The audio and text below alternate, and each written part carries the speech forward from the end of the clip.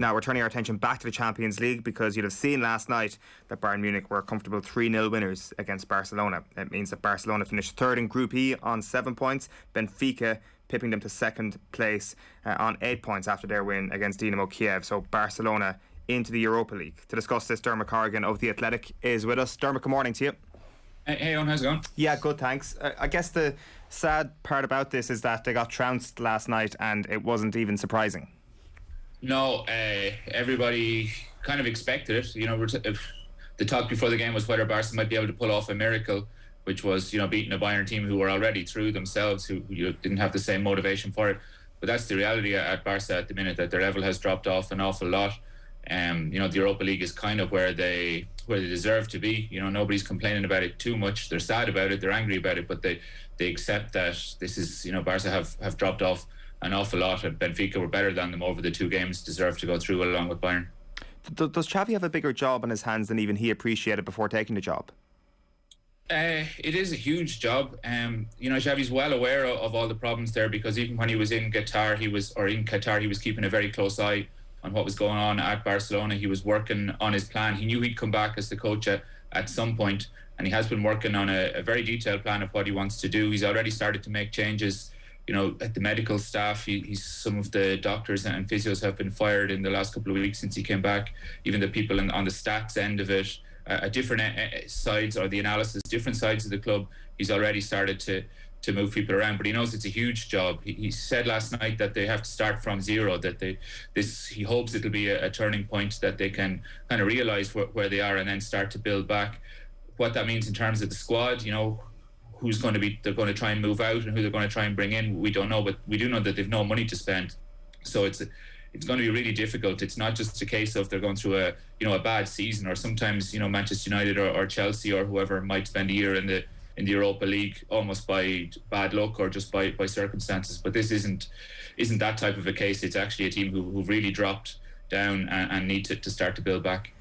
And that is one of the really worrying things. They're 7th in La Liga, 23 points, 16 points off the top. Atletico in 4th and 29 points, so 6 points off Atletico in 4th, and then obviously dropping to the Europa League. I mean, they needed another monstrous hit to the finances, like a hole in the head. This is possibly the biggest element to the Barcelona story in the long run. Yeah, for sure. Like, they're 1.3 billion euros in debt. Like, it's really hard to get your head around just how big the debts are there at Barcelona, just how badly run they have been over the last 6, 7, 8 years, especially under the previous president, Bartomeu. And, we saw that last summer. They weren't able to sign anybody except free transfers. Messi left. They had to loan out Griezmann at the end of the transfer window just to get his wages off the books. And Xavi, he does have a plan. He does have, he wants to focus a lot on the younger players who are coming through, and they have some great young players. Gavi, who was playing last night, Ansu Fati and Pedri, who were both injured, and that's the kind of hope, is that they build a team around them, and in a couple of years they'll be back, maybe challenging up at the very top. But that's just a hope. They've nothing else to go on at the minute except those type of hopes for 2 or 3 years down the line. Possibly one of the most damning comments last night was from Thomas Muller, who said Barca cannot cope with the intensity. Technically they have it all, great players on a technical and tactical level, but they cannot compete at maximum intensity in top level football. Like that is something you feel that Xavi can fix over the course of the next season? Yeah, and that's something that goes back. I think Muller was talking about last night's game, and also the previous times that they've met in recent years, especially that 8-2 that happened during the lockdown Champions League in Lisbon a couple of years ago. And that is the feeling that Barca have let the standards have dropped. It's another thing that Xavi's been talking about, or behind the scenes anyway, that people have been let know that the standards dropped, that training the intensity wasn't there, the team didn't work hard enough. There's a lot of players who've grown old together there. Messi's gone, but still there's Busquets and Piqué, Jordi Alba, guys who've won everything and been amazing players. But the feeling is that maybe the focus is not there, the professionalism hasn't been what it needs to be over the last couple of years. And again, that's a cultural thing that Xavi, who knows the club really well, knows some of these guys, they're his friends, but he's going to have to deal with it. Dermot, how's it going? Morning. Ken Cunningham here. Dermot, I was just wondering, has Xavi publicly come out and given any kind of, put up any meat in the bone in terms of how his kind of philosophy of sorts and how he sees the the style of the team evolving. You spoke there about Muller's comments about the physical intensity, the physical attributes of the players in the modern game. Do you think Xavi is clever enough to recognise that and realise he has to modify Barcelona's approach to some extent, in terms of maybe even the personnel who he's bringing into the football club hasn't got the luxury now that Guardiola did, having some of the best footballers, the Holy Trinity now of Xavi and himself, Iniesta and Messi is gone now. You spoke about some of the outstanding young talent there, but is a kind of acceptance that he might have to go his own road and do it maybe a different way, more of a less of a purist pathway that Guardiola took when he was there. He might just have to make certain modifications and even compromise a little bit in terms of Barcelona's style of play going forward. Yeah, it's a super interesting one to look at, and it's what a lot of people are asking, because when he's come back into the club over the last few weeks, he is kind of hailed as this saviour who's going to bring them back to the traditional values of the club. He's somebody who came up through La Masia, played under Pep, was, even from the way he played himself as a player, that he wasn't the biggest guy, but technically he was able to make up for that. It does look like he's aware of that, even from talking to the people around him, that they know they have to modernise things, that they can't just live in the past. He wants to have guys who press, who play on the front foot, who are very active, who work really hard. He wants to try and play the game in the opposition half, similar, maybe closer to what Guardiola does at City at the minute, but also to Chelsea and Liverpool and those type of teams and Rangnick, we'll see how it goes at Manchester United, but to try and win the ball back as high as possible, to try and go more direct for the opposition goal. That's all well and good to say that, but whether he has the players to do it or not is the question, and whether they have the money to bring in new players who are more suited to that as well it is a big question. So I think he is aware that what worked in the past is not going to work for them now, that they do have to play a similar game to what some of the top teams are doing anyway, kind of more modern, maybe even more German type of a setup. But again, it's one thing to say it, and it's another thing to actually be able to do it. It also does kind of feel that the signings that they made in the summer aren't conducive to that style of play. Like it might have made a bit more sense to have Xavi in at the start of the season. Obviously, they had a completely different manager, completely different way of playing, I suspect. And it does feel that the question, as you say there, is do they have the players currently to execute that style of play? And you'd have to say, looking at some of the signings they made during the summer, the answer to that question is probably no at the moment. Yeah, for sure. Like, it was the presidential election last February. Laporta beat Victor Font for the election, and Xavi was quite closely associated with Font. I'm pretty sure that if Font had won the elections, Xavi would have come in as coach last summer. They wouldn't have signed Memphis Depay. They wouldn't have signed Aguero. They would have gone a different way maybe. But that was difficult for Laporta because, Xavi wasn't his guy. Laporta wanted to stick with Koeman, wanted to give Koeman a chance, or felt that he couldn't find anybody better than Koeman at the time. So it was almost like they lost 6 months or so sticking with Koeman, signing these guys who now are on the payroll, and Xavi has to kind of deal with them, or they have to try and get rid of them. So it was another problem for Barca that they have to deal with. How much wriggle room do you think they will have then at the end of the season, assuming let's maybe give the optimistic forecast here that they do finish in a Champions League spot domestically? I know it's a bit of a stretch, but what can they do at the end of the season if they do guarantee Champions League football next season?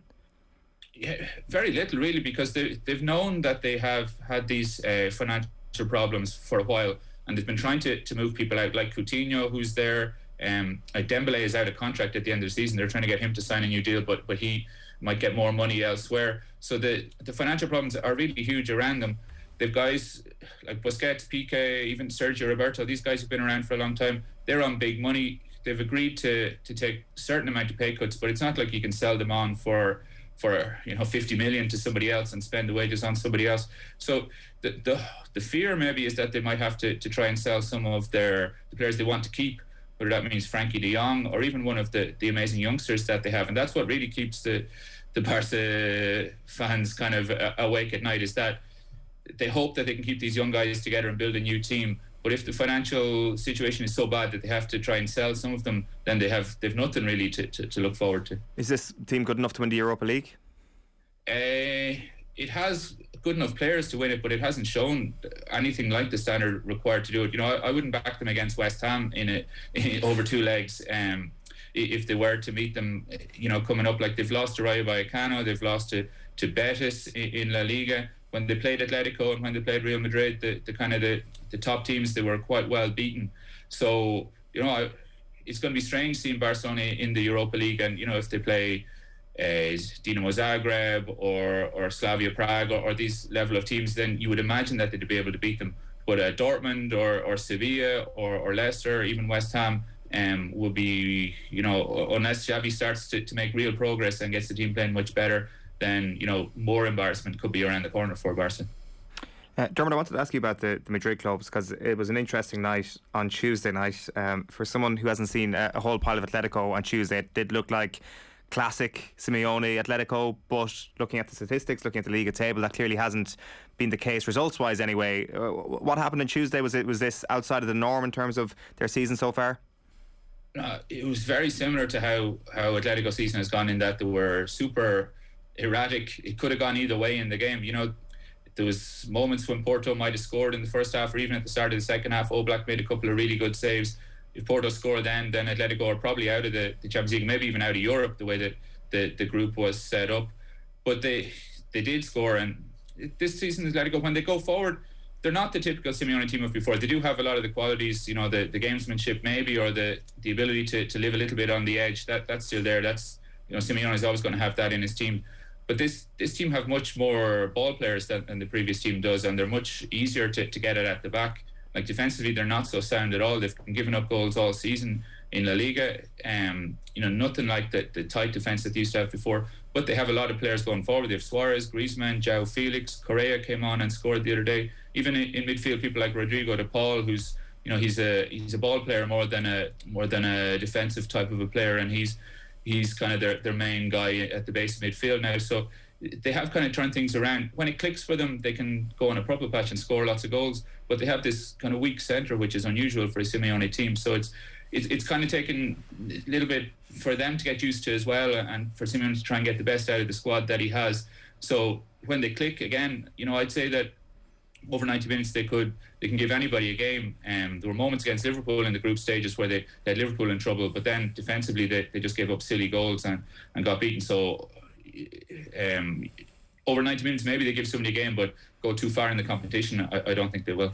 Dermot, you mind me asking, just flipping over to Real in terms of the impact Ancelotti's made there, speaking about Xavi there in some detail in terms of imposing his personality, the work he has to do there. Doesn't seem too long ago now we were talking about Real Madrid, and this prior to Ancelotti's arrival being a certain level of turmoil at the Bernabeu as well. That all seems to have died down. Ancelotti's gone in there under the radar, and you're talking about a kind of a manager with a kind of big club kind of personality.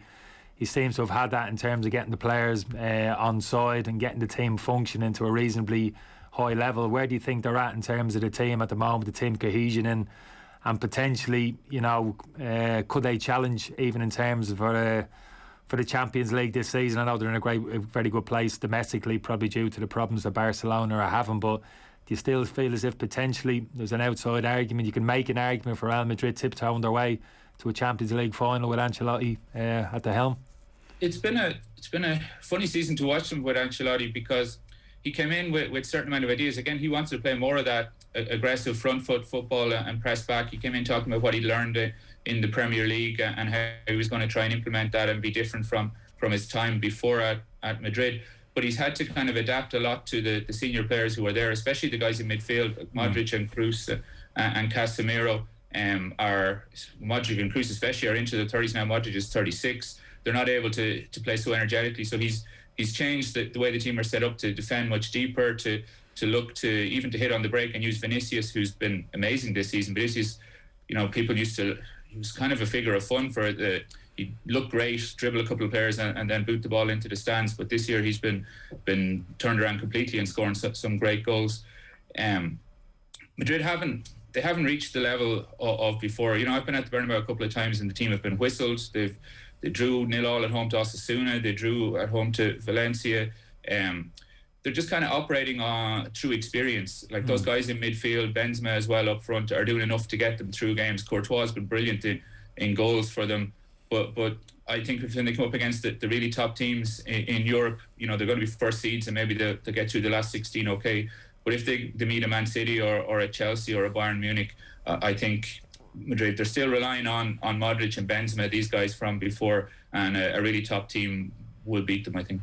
Yeah, I think the centre of that defence as well, never quite sure. I haven't watched as much Spanish football now this year due to the broadcasting over here, Dermot, but have a look at their team sheet now. I look at that kind of central defensive pair, and even Alaba, is a talented kind of footballer, but in terms of a kind of an imposing centre half, I'm not quite sure, particularly at the top level against the teams the likes of the Manchester City, the attacking talent they can put on the pitch against you. So yeah, just in terms of that central kind of defensive area, kind of Varane now, Ramos have left the football club. Sense a little bit as well. You're talking about the central midfield. I understand what you're saying there, but that kind of central defensive, very, very difficult to make an argument for the team to go, deep in the Champions League and, without a kind of formidable central defensive partnership. Yeah, for sure. Like Militao is younger. He's kind of coming through, and people talk about him as more a Pepe style guy. He doesn't have maybe the quite aggressive or the temper of Pepe, but he is that guy who goes and wins a lot of balls. He's very big and very strong, and he does that quite well, and Alaba sweeps in behind. But as you say, that's working okay for them in La Liga, but even still they've given up a lot of chances, and Courtois made way more saves than Oblak at Atletico or Ter Stegen at Barcelona even. So it can look good in a while, and has maybe on paper it looks okay, and against the weaker teams it looks okay. But to go and win the Champions League, I don't think that's a central defensive partnership that'll get you there. It's an 8 o'clock kickoff Irish time on Sunday in the Madrid derby. You've been living in Madrid for a while now, Dermot. What is Madrid derby day like? It's good fun. There's not too many away fans that go to the games, which means that it's generally, it'll be. I'm not sure, but it probably won't be packed at the weekend with everything that's going on. But it's still good fun, and Madrid really like to put one over on Atletico. And Atletico, won La Liga last season. Were able to boast about it. They love to be able to be on top. It's an unusual situation for them. So Atletico fans, who there are, maybe around the world or around Spain, there would be as many, or there would be way more Real Madrid fans than Atletico Madrid fans. But within the city, when you talk to people, it's almost 50-50, I'd say. So everybody will be looking forward to it. Atletico know they need to win, really, with the situation in the table. A draw might do for Madrid. So Madrid will probably do, as we were saying there, look to sit deep, try and control things with their midfield, and maybe hit Atletico on the break, which again is a change from before. Atletico might be the ones who try to get more of the ball or try to push more forward. Suarez is out, which is out injured, which is a blow for Atletico again. See if Benzema's going to be back or not. But a draw will do Madrid, so I wouldn't expect too many fireworks in the game, but it's always a good one to look forward to. So just one last one, sorry, before I let you go. Just with the Suarez injury, obviously Griezmann was preferred to Joao Felix the other night, but then when Suarez gets injured, Cunha comes on, doesn't he? So where is Felix at the moment in terms of Simeone's choices up front? Yeah, it's trying to build a blend for the strikers that they have, and Joao Felix is a super talented player. Against Barcelona earlier on this season, he was amazing in the game. He tore Barca apart, dropping deep, playing little passes, feeding the ball through to Suarez for one of the goals. But Simeone kind of sees him as more similar to Griezmann, and then he wants more of a traditional centre forward, or somebody to go up against the centre backs, and that's either Suarez or Cunha, who's a young Brazilian who's done quite well for them. Is that type of a player. He's very athletic, very physical, runs the channels. So Joao Felix is 127 million that Atletico spent on him, in the hope that they will be able to sell him for even more in a couple of years' time. Hasn't really worked out that well for him, or for them anyway. It's hard to see anybody coming in and spending that much money on him. But he is a fantastic player, and the feeling around it is that he's a Jorge Mendes player as well, and that they're not super happy to see him on the bench all the time. So it's I wouldn't say a source of tension with Simeone and the club hierarchy, but it's something maybe that they don't see 100% the same way on. Right, want to keep an eye on for sure. Dermot, great stuff this morning. Thanks a million. Cheers, Dermot. Cheers, Kenny. Dermot Corrigan there of The Athletic. You can check out his work there to read up on some pretty big talking points, I think it's fair to say, over the last couple of days. Barcelona smashed 3-0 by Bayern Munich last night, and they are into the Europa League. As long as they don't draw West Ham, they might be okay and get into the next round, is what I'm hearing there.